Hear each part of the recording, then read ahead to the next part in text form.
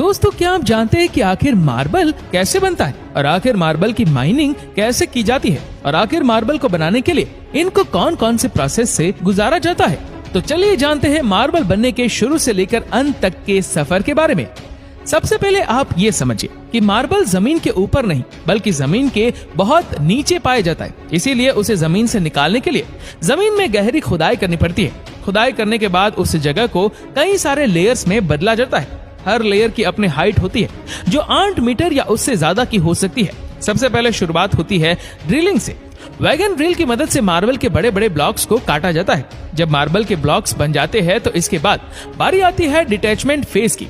इसमें excavator machine की मदद से इस पूरे प्रोसेस को अंजाम दिया जाता है।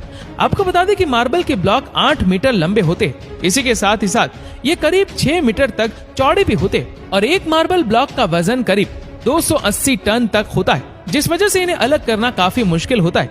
वैसे ज्यादातर खदानों में इन ब्लॉक्स को वर्टिकल शेप में काटा जाता है, हालांकि कुछ खदानों में इन्हें हॉरिजॉन्टली भी कट कर लिया जाता है।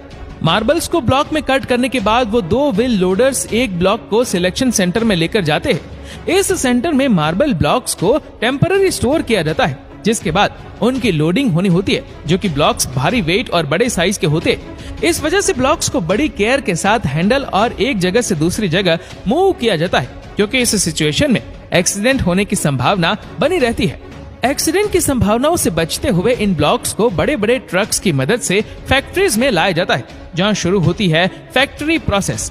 प्रोसेसिंग शुरू होने से पहले तक इन ब्लॉक्स को फैक्ट्री में एक खुली जगह पर रखा जाता है और जब बारी आती है इन ब्लॉक्स को मशीनों के ऊपर रखा जाता है। इन मशीनों में काफी बड़े बड़े ब्लेड लगे होते हैं जो पत्थरों को कई पतली पतली लेयर्स में काटने का काम करते हैं। ऐसा करने के बाद मशीन बड़े से बड़े मार्बल ब्लॉक को भी लेयर्स में कन्वर्ट कर देती है। और आपको बता दें कि इन्हें काटने के लिए डायमंड का इस्तेमाल किया जाता है। आपने कई बार ये तो जरूर सुना होगा कि हीरा दुनिया का सबसे कठोर पदार्थ है, इसीलिए मार्बल जैसे पत्थर को काटने के लिए मशीनों के ब्लेड पर हीरे लगाए जाते हैं। मशीन में एक ब्लॉक को काटने में करीब 10 से 12 घंटे तक का वक्त लगता है, तब जाकर पत्थर से मार्बल के पतले पतले पीसेस निकलते हैं, जिसके बाद इन्हें परफेक्ट शेप दी जाती है। इसके लिए मार्बल लेयर की साइड से कटिंग भी की जाती है। अब बारी आती है मार्बल की पॉलिशिंग की, जो कि बेचने के लिए सबसे जरूरी प्रोसेस होता है, क्योंकि इससे मार्बल की चमक और बढ़ जाती है। और फिर पॉलिशिंग के बाद बारी आती है एसिड वॉश की।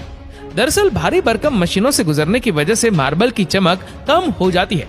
कई बार तो मार्बल के लेयर्स में येलो शेड आ जाता है, जिसे बाद में दूर किया जाता है इसी एसिड वॉश से। हालांकि जिस एसिड का इस प्रोसेस में यूज किया जाता है वो काफी डाइल्यूटेड होता है, जिसके लिए उसमें पानी मिलाया जाता है ताकि